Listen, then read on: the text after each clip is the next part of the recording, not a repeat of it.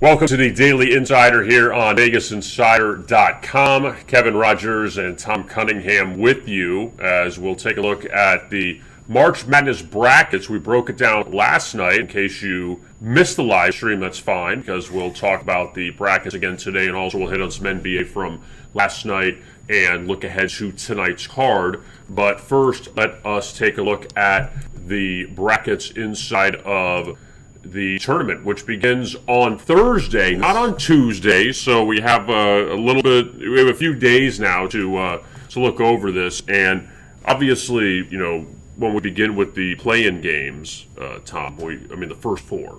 Yeah, we want to get it right. We want to give Michigan State and UCLA their proper respect because they should be playing those games, but that's how far they've fallen this year. But the two games on Thursday, the 11s, okay? Because really the 16s, Mount St. Mary's and Texas Southern, Norfolk State, Appalachian State, we'll pass on those. But looking at the two 11 versus 11s, Drake and Wichita State. Wichita State won the American regular season, but they struggled in the American tournament, should have lost to USF, lost to Cincinnati, who ended up getting blown out by Houston, and they faced Drake, who had a great start to the season, didn't really play a lot of teams.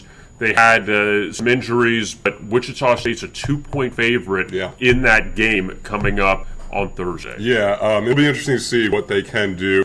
The short rest. Wichita State, they haven't played a ton of games this year. Now, all of a sudden, you saw what happened in the tournament when they had to play, back-to-back games, or essentially games on top of each other. So I'm interested to see if the lack of number of games Wichita State has played this year is going to continue to bite them in the butt in this sort of format, which is one-and-done bracket tournament-style format.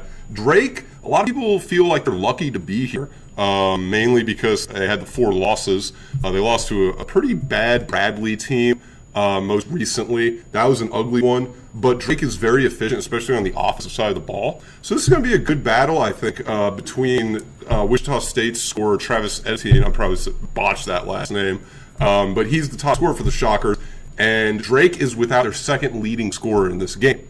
So I do think we're going to see points in this game, but it is going to be a scrappy battle in this one.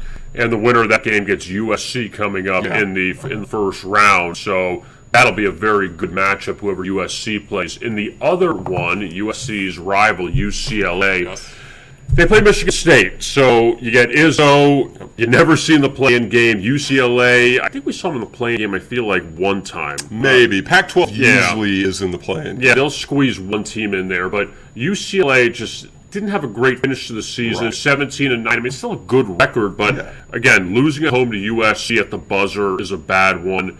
They had some other questionable losses. Lost to Oregon State in the tournament, which turned out, Oregon State ran the table and won the Pac-12.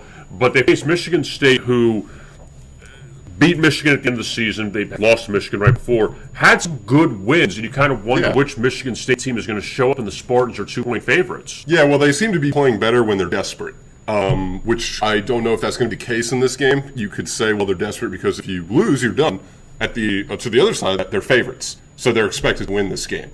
Really, I think Joshua Langford is the big factor here for the entire game.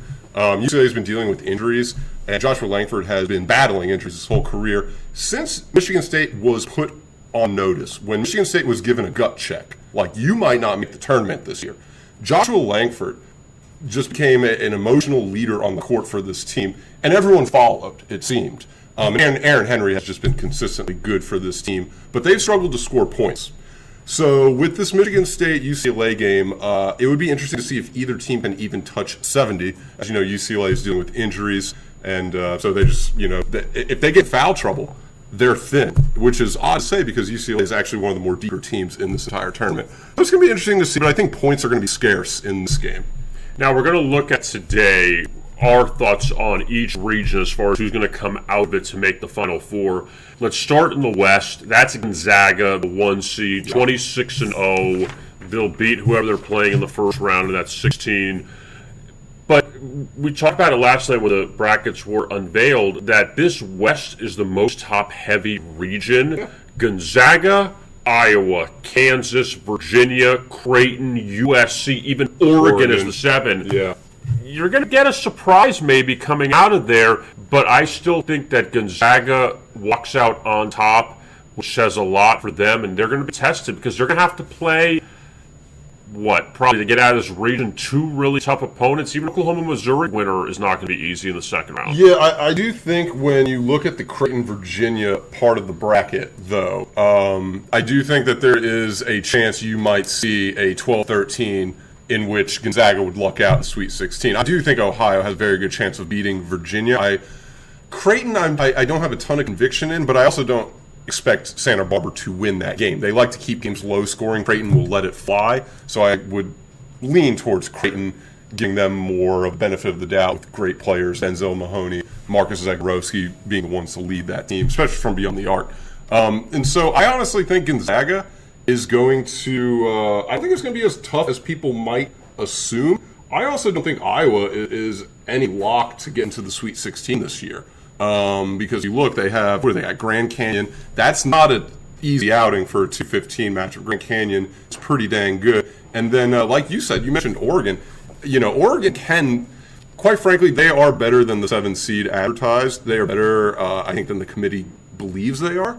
The COVID break may have hurt them in the perception of the committee of them being an actual elite team, but Oregon is right up there with one of the better teams in the country. Keep in mind, Oregon does very well in this tournament. I believe they made the Sweet 16 3 straight appearances. So keep your eyes on the Ducks, but Gonzaga, they really have no excuse to not only get to the Final Four, but really get to the national championship, but we'll obviously get to that. What about Kansas? Because first of all, Kansas and Virginia, I think they'll be okay after the COVID stuff because there was one positive test. It wasn't a whole breakout with the team. I think they'll be okay. But what about Kansas? That they struggled in mid-January, then they picked it up towards the end. Yeah. They had that meltdown at Texas. They lost in overtime. But past that, Kansas beat Baylor at home. Yeah. It felt like they were kind of getting it going a bit. They really shut down Oklahoma in the first game of the Big 12 tournament. They play Eastern Washington at Big Sky, and then USC or Wichita State. We saw Kansas play Wichita State a few years ago in the tournament, and that's not an accident having those two potentially play in the second round. But what about the Jayhawks as far as a team that could maybe make some kind of run out of that region? Well, the Jayhawks, I believe they made the Elite Eight in 3 of 4 appearances, so they do have trends that favor them. Kansas, they've been playing good defense lately, which is how they've been able to get back on track. But to that, they've also played a lot of games in Allen, and they're not going to have that luxury now going to Indiana. So the road does concern me a bit, the travel for Kansas. They have to play these games outside of the field house. And so I don't have a ton of conviction in Kansas, but I do have them going to the Elite Eight because of the prestigious program they are, the trend that says they've made the Elite Eight in 3 of 4. And I look, there's no one really threatening there. That's not a, watch out for the Trojans. That's an upset over the Jayhawks. Oregon, the same, ECU, Iowa. These are all teams Kansas should be able to win. So I like Kansas to get to the Elite Eight, but, the fact that they have to play away from Allen Fieldhouse, I do think that there is some concern there. I agree because Kansas, the only good road win I feel like they had was at Texas Tech way at the beginning of Big 12 play. They won that game by 2 or 3 points at the end. So Kansas really wasn't that good on the road this year. We know how good they are at home, but now we'll see what they do. So who do you like coming out of the West? I like Gonzaga. It's just, I know it's chalky, it's easy, but don't overthink it. That's kind of how I feel. And 2 years ago when the Chiefs won the Super Bowl, it felt like this is Andy Reid's time, this is Patrick Mahomes' time. Don't overthink it. They're not getting a ton of attention, although they should be. It just feels like this is the right time for Andy Reid to get a ring. This feels like it's Mark Few's time. Right. It just feels like that. So the gut instinct says Gonzaga should moonwalk into the Final Four. So that's who we like out of the West. I know shocking Gonzaga, but tell me if you don't have Gonzaga coming out of the West. We'll see how that goes. In the South, on the right side, Baylor's the one. I don't like Baylor coming out of there. I don't think they played well towards the end of the season. Doesn't take away from what they've done. Yeah. When you play that high. Right, and the COVID break killed them. They should have lost the West Virginia game too. So that's another one. But out of this region, your top teams, Baylor, Ohio State, Arkansas, we'll see what they do because they closed out on a really high note in SEC play Purdue's still a good team. Yeah, Arkansas, Colgate is a very like a 162.5 on that total. You know what? I don't love this region. I kind of like Ohio State to come out of it. Yeah. And their team that didn't play well down the stretch, they made it to the Big Ten championship. Right. They turned it around. They did. Villanova, we can't trust because of the injuries. No. I don't know how much I trust Arkansas to make a run. Right. Is Texas Tech hiding under? Are they kind of like hanging there? Well, they could lose round one. Yeah. And so if you're playing odds, I think Ohio State is your best bet, just because you don't know if Texas Tech is going to even escape round one. So it doesn't seem wise to have them go far. Arkansas, I'm with you. There's a little bit of conviction that I lack with them. Colgate, I think they average around 80 points a game. So Arkansas is going to have to score points. And same with Colgate. I mean, that's a very high. I mean, 162.5 isn't an accident. These teams are going to put up points. Colgate can win that game. And then Florida Tech, that's a classic 7-10 matchup. You're basically splitting hairs. Yeah. And so I do think Ohio State, in the bottom part of the South region, if you're just playing the odd correctly, is the best bet to get to the Elite Eight. And I mean, I like the fact that you have them in Final Four. I don't have faith in Florida, Virginia Tech to beat them. Both those teams just didn't play well down the stretch and the COVID stuff. Look at the records. I mean, Florida played 23 games, Virginia Tech played 21 in a major conference. Colgate is one thing where it's the Patriot League, but like I don't really love that region. I just find it hard to believe that someone that's not Baylor or Ohio State wins that region. I just can't see the that. Thing with Baylor is they should get to the Final Four. The UNC Wisconsin worries me a bit. I don't know who's going to win that game, but that round 2 matchup should scare Baylor. And then if Purdue gets far enough to face Baylor, that's going to be a tough matchup for Baylor as well. Yeah. But I'm going to go with Baylor. I know I'm going a little chalky here right now, but I do think Baylor is the best team in this region. 22-2. I get they haven't been as sexy as they were, but when you start out as hot as they did in their first 18 games, what goes up must come down, right? Yeah. So that's how I see that. All right, let's move down to the last two, and the East and the Midwest. And in the East, call me crazy, I'm going to buy into Nate Oates in Alabama. I'm going to buy into them winning that region.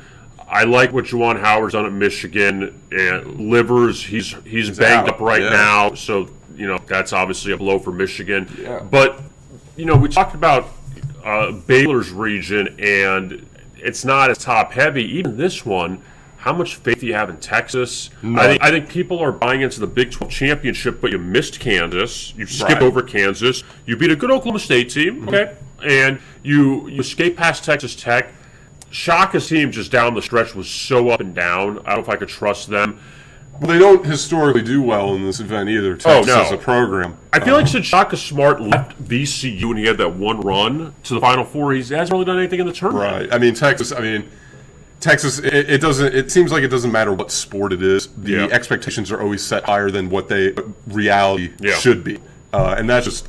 I don't know if it's stubbornness or arrogance. It's a lot of money. We have our own network, true. so we can do whatever the hell we want to do. I don't think Abilene Christian beats them. That would be a shocker. I think if Abilene Christian. I was going through some numbers the other night, and Abilene Christian is one of the most efficient teams in the nation on both sides of the court. That and the fact that Texas doesn't do well historically in this tournament, they have failed to win 2 or more games, I believe, in 8 straight appearances in this tournament. Right. So that I'm goes with back you. to Rick Barnes too. Yeah, right. So that goes back a while. And I'm with you and Kevin Durant. And I'm with you here, where I think Texas is going to win. But in terms of covering the spread, a 9-point spread against a good Abilene Christian team, I'm not too sure about that. But Texas should absolutely be fine. I actually have BYU going to the Sweet 16 on my brackets right now, solely because I don't trust Texas. That's solely the only reason.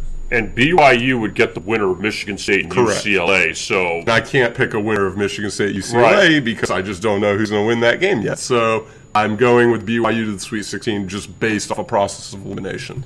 I like Alabama. I just can't see them losing to UConn or Maryland. Sorry, Patino. We're going to pass you in the first round. UConn or Maryland. I don't know if they have enough offense to beat Alabama. And again, how do you beat Alabama? They just have a bad night. I really think they have a bad night from the floor. Catch them off. Yeah, but past that, you're telling me Alabama can't get past UConn or Maryland, can't get past Texas, BYU, Easy. and then you face Michigan potentially. I said this last night, and this is not about winning the region, but I'm like sold on Colorado beating Georgetown. Yeah, and I know it's not like crazy. They're laying 5. It's a 5-12 matchup, but here's what I look at with the Hoyas. And everyone wants to be all over Patrick Ewing. You know, they did a great job. They got in the big dance. They beat a very inconsistent Marquette team who was so up and down this year. And they destroyed them, and Marquette's offense was nowhere to be found in the first half of that game. They beat Villanova, who has their best player out. They beat Seton Hall, who totally free fell the final. Yeah, they tripped. Last 3 weeks of the season, they were awful. Yep. And then they beat Creighton. I know I'm splitting hairs here, and they destroyed Creighton, who had just come off a good win over a really good UConn Creighton has team. consistency issues. But also the thing with their coach, with the comments that were made, I feel like there's dissension there with that team. So Georgetown, everything State in the Pac-12 championship. They just beat USC for the 3rd time this year. Yeah. That's still a really good team that, again, in the Pac-12, you think of UCLA, USC, Arizona, Oregon. You think of these teams. You don't think of Colorado. You still think of Colorado as like a Big 12 team because maybe geography where they're at, they're not in the Pacific. But I just look at Colorado. I think they blow out Georgetown. No, they should. And I found a pretty interesting stat the other day that Colorado has won 6 of 7 games after losing the game prior. Right. This is a team that doesn't drop back-to-back games often. They've done it once this year. And I think a large reason of that is the experience, the senior experience that they have. McKinley Wright, Evan Batty, these are guys who are, I mean, you look up floor general in the dictionary, their pictures are right there. Right. They're that good, and they're that much of an impactful leader for their team. I expect Colorado to be even more focused and even more determined. And Tad Boyle, I mean, I don't know how many people stayed up to watch that Pac-12 game. There was a call at the end of that game, and I can't specifically remember what it was. It went against Colorado, and Tad Boyle was not having it. And he was angry, and it wasn't. It was a pretty big missed call. Mm-hmm. So there's a case to be made. Colorado should have actually won the game. I believe they only lost by a few points actually. Right. So that missed call could have been the difference. I'm with you. I'm pretty high on Colorado. I'm pretty high on McKinley Wright. I just think he's one of the most fantastic players in the country, and the experience that this team has. The loss to Oregon State will only fuel them more, whereas Georgetown is kind of riding high after a Big East tournament victory. Conviction should lie in Colorado, and I think the fact that you turn on the TV and you see these Seth Davises, all these other people hammering Georgetown. Oh, they're the lock. They're the lock. I don't know. I'm with you. I think Colorado is more of a lock. I think people want to root for Georgetown. And Colorado lost to Cal this year. I know they had some questionable losses. Everybody's had questionable losses, except for Gonzaga. Everyone has no losses. Exactly. No, but it's true that have this team stumble at times. Yes, I just can't. Look, I went against Georgetown in the Big East Championship, so maybe I'm wrong in this one. Pac-12 good conference too. It is. You know, I get. You know, you lose. What was it? Colorado's lost 7 games this year. The Pac-12, I believe you may have asked me this. I think it's better than the Big East this year. Right, because I asked you about Colorado versus, well, I guess those two versus conferences. Yeah, and so like I'm one to believe that the Pac-12 has about. We talked about this yesterday. 6 teams that are quality teams. Right. You would probably have 6 if Stanford's Oscar da Silva was still healthy. Right. So this is a competitive conference. I think 7 losses in the Pac-12, is nothing to be ashamed about. Well, do you know who no one's talking about too because they didn't make it was Arizona. That's another good team that no one talked about because they didn't play the Pac-12 tournament. Exactly, and because Arizona, they put themselves on the self-imposed probation. But if Arizona did not do that, they're a bubble team. Right. So now you have 7 teams that are potentially good. And keep in mind, Arizona State had made COVID issues. Yeah, and they were supposed to be very good this year. They dealt with a ton of injuries, and so it's a good conference. Yeah, you basically have every conference has some bad teams, and the Pac-12 have few, but more competitive than we obviously know. So I like Alabama, and your team is Bama.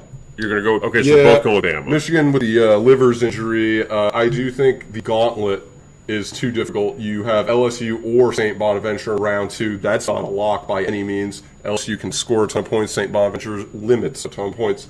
Colorado, we just touched on. FSU is getting absolutely no credit in this bracket at all. I think FSU is a fine pick to even reach the Final Four. The injury delivers, though. I would be reluctant in taking the Wolverines over FSU if they were to meet in the Sweet 16. Yeah, it should be interesting to see who gets out of that top of the East. Now, in the Midwest, a lot of people really like Illinois. Yeah, they do. And I'm not going to go there. I'm not going to take Illinois. You are liking Oklahoma State. I just think that's where Illinois is probably going. If they are going to drop a game, it's to Cade Cunningham, I would imagine. That's just a guess, though. Okay, so who do you like coming out of the Midwest? I actually like Houston. I do think that the bottom of that bracket is insanely easy. West Virginia would be the only scare of that bracket. So if you like the Mountaineers, that's cool too. Derek Culver, Miles McBride are amazing. Tad Sherman, I mean, they've got so many weapons. But Houston, they allow the second fewest points in the nation. They have the fifth most efficient offense in the nation to the fourth most efficient defense in the nation. So the ratio is the best in this entire tournament. They have the third most offensive rebounds per game in the nation with 14.3. So second chance points are theirs for the taking. Tons of experience with senior leadership on the team. They are ranked 34th nationally in steals per game with 8, and they are ranked 26th nationally in blocks per game with 5. This is a very dangerous team, and they're coached extremely well with Kelvin Simpson that no one's talking about at all. I understand that their lack of strength of schedule and the AAC, the American being down this year, is going to turn people off of them, but I don't think it should. This is still a team led by Quentin Grimes, Marcus Sazzer, and I can't pronounce Jedro, the senior guy. He's long and skinny. I can't pronounce his name, but this is a very dangerous team on both sides of the court, and I just think people are kind of skipping over them because the Houston. Right. Yeah, I just don't think that's a smart excuse to pass on them. I don't trust Rutgers. I don't trust Clemson. Again, West Virginia could get there, but I'm kind of high on Morehead State right now, and then San Diego State and Syracuse. I just don't trust either. So give me Houston. I am going to roll the dice with Huggy. I'm going to roll the dice with West Virginia. Again, Morehead State, yes, could they pull the upset? Anybody could. Honestly, it's except for a 16 over Gonzaga. I think that, I'm not surprised really anymore. A 16 over a 1? Yeah. I mean, look, if Michigan lost, Virginia, I just think that we know that was a bad matchup for them and whatever. But West Virginia, they lose that game to Baylor at the end of the season, and they lose to a good Oklahoma State team. That Big 12, that top half, you have really good teams in that top half of the Big 12. Look, I know Iowa State was way down this year. Kansas State wasn't good. Yeah. TCU wasn't good. But that top half is still excellent. Yeah, absolutely. You could take that top half of the conference and just make your own conference. That's the thing. A lot of these conferences really had a good 4 or 5 teams. Right. And West Virginia, I think, was a part of that. And people are forgetting about them because they didn't make the Big 12 title game. And they get, and I'll keep saying this every single day, last 7 Mountain West tournament champions lost the first round of the tournament. San Diego State, keep an eye on them against Boeheim. So we have Syracuse versus Morehead State. No, I'm just kidding. Yeah, right. Hey, you know what? In all seriousness, I think that I'm going to see West Virginia get bounced in the first round or the Final Four. That's the way it's really going to be. Yeah, it's either all or nothing with the Mountaineers. I'm with you on that. Because it would not shock me if West Virginia beat Houston in the Sweet 16. And then if West Virginia drew Illinois for some reason, look, they played Oklahoma State a few times this year. If they played Illinois, it's not crazy. And I'm not dogging Illinois. You see what the Big Ten has done. Illinois, Michigan, Ohio State, all these teams have high seeds, but I don't think they're a lock, though. I worry about Illinois. That 8-9 game is substantially huge. Loyola Chicago, their pace of play, I do think, will hurt Illinois. One of our handicappers, he's excellent, his name's Joe Nelson on VegasInsider.com. He brought up something very true. Loyola Chicago plays at such a slow pace, and Illinois plays at such a high pace. Illinois has been on, a 14-game winning streak. They just won the Big Ten tournament. They just went to overtime against a very good Ohio State team. Are they going to run out of steam against a very defensive, slow-paced club? It could annoy Illinois, where they just want to get up the court and score, and you can't do that against the Ramblers. You have to be methodical in your approach on offense, and Illinois is not that. So I do think if Georgia Tech can't get by Loyola Chicago, Illinois might be in trouble against the Ramblers. Now, to the other end of that, if Georgia Tech beats the Ramblers and they take on Illinois, you have to deal with Alvarado, who had 4 steals against the best team in the ACC, Florida State. So this 8-9 matchup for Illinois, I don't think does them any favors. I think that this 5-12 and 4-13 of Tennessee, Oregon State, Oklahoma State, Liberty, I think it's so intriguing. Yeah. That because Tennessee started off hot, fell apart in SEC play, some bad losses. Once Jaden Springer got hurt, their offense just took a hit completely. Yeah, and then the Volunteers, their offense was kind of nowhere to be found at the time. Remember they dominated Missouri the first SEC game on the road, and then you kind of oh wow, this Tennessee team is the one to beat in the SEC. And what did they finish? They're behind Alabama, behind Arkansas. LSU still had a nice finish of the season, even though they lost to Alabama in the SEC championship. But Tennessee, and that's where you kind of look at the other way and you say, okay, they didn't play well at the end or in the last few months. That now is Tennessee worth a look because people are going to be behind Oregon State because of what they did in the Pac-12 tournament. Yeah, I'm one of those people that's high on Oregon State. I love this team. I just think they're over. Yeah. A lot of people just don't know about them. Tennessee, they worry me a bit. If Jaden Springer is not having an offensive night, they're not scoring points. And the one name that has to step up for Tennessee, I've written this in previews, even going earlier in the season, is Santiago Vescovi. He's got to start doing something because he has to be the facilitator for this team. Pons can't be taking jump shots from the outside. He can, but that's not the formula for Tennessee to win. Vescovi has to be a better facilitator, and he needs to start making his shots. He's been missing a ton of three-point shots. I saw him miss a wide-open layup against Alabama. He has to start playing better if Tennessee wants to have a good run. It doesn't matter if Jaden Springer scores 20, 24 points per game. If Vescovi can't control the pace of the offense, then they can't control the game. What about Liberty? What can you tell us with Liberty? I don't like them. I think a lot of people are kind of buying into what they did in the tournament against Mississippi State. You're talking about a team that lost to Stetson on the road. Mm-hmm. Away, they play in the weakest conference, I would argue, one of the weakest conferences in college basketball. Don't buy into the Liberty hype. And they have played Cade Cunningham in round 1. This isn't like Mississippi State last year. Mississippi State didn't have. I would fade the Flames. All right, so I have West Virginia and you have Houston in that Midwest. Yep. Okay, so all right, so we have our regional picks, region. I always mess that one up. But we have our picks for the 4 brackets. Yes. That's Thom Cunningham. Yes. Tom, thank you very much. You're welcome. And now we're going to look at some NBA from last night. And when you see what happened in the NBA on Sunday, obviously one of the big upsets, the Golden State Warriors, they dominate the Utah Jazz, 131-119 in San Francisco, and that was some revenge for the Warriors after they lost in Salt Lake City earlier in the season. Golden State up by 11 at the end of 1, up by 13 at the half, and this Utah team has a Golden State, they snap their losing streak, and they win at home as a 7.5-point dog. How about Oklahoma City? They were down going into the fourth quarter by 10 Memphis. Grizzlies were laying 8.5, and Oklahoma City outscores them by 16, 38-22, to win by 6, 128-122. So good win for Oklahoma City after they lost to the Knicks the day before at home. And another game that really, you had a couple stars out of this game. Joel Embiid was out for Philadelphia. DeMar DeRozan was out for San Antonio.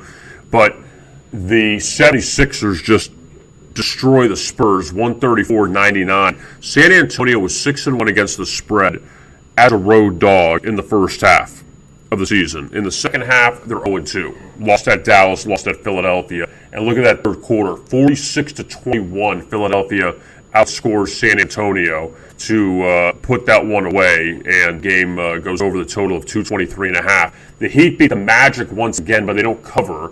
So Miami, in 2 wins against Orlando over the last week, they win but don't cover, laying 7.5 to win 102-97. How about Atlanta in the fourth quarter outscores Cleveland by 15? That was a close game against the Cavaliers, but Atlanta ends up winning by 18. So Atlanta finally breaks through against Cleveland. Remember, the Cavs beat the Hawks in Cleveland. a few weeks ago, and that snapped Cleveland's long winning streak, so now the Hawks got some revenge there. Boston blows out Houston 134-107, and the Celtics, they were laying 11 points in that game, and Boston drops 134 on them, and Houston continues to be terrible. They continue to struggle. The Timberwolves over the Blazers 114-112 in a game that almost got over the total. He had 78 points in the fourth quarter, 40-38. Portland outscored Minnesota, but the Blazers end up getting the loss, and Minnesota gets a rare win as they split that little two-game series Target Center.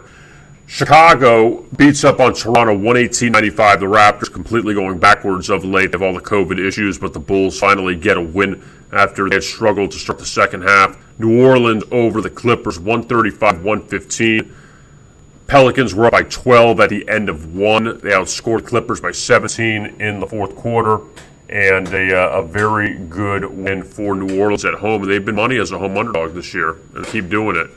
Now let's take a look at Monday's NBA, and tonight you have Milwaukee and Washington tipping things off, and the Bucks leading 8.5. They got 242 total up in D.C. Sacramento and Charlotte, and the Hornets coming off a win a few nights ago over the Pistons, and the Kings off a blowout loss at the Hawks. And Sacramento blew that big lead to Charlotte in the final minute last time they played, so now the Hornets are laying points at home, and you see a lot of the money on the Hornets tonight. The Knicks and Nets hooking up at Barclays Center in Brooklyn, and the Nets was, I think it's 11 of 12 they've won, and they remain on fire. Kevin Durant's still out, but they're laying 8.5. Last time they played at the Garden, Brooklyn was a short favorite. No Harden, no Kyrie, but Kevin Durant played in that game, and the Nets won. Now the Nets are a huge favorite against the Knicks. The Spurs laying 2.5 at Detroit. Spurs off that blowout loss at Philadelphia last night. Detroit's actually been decent against the spread of late.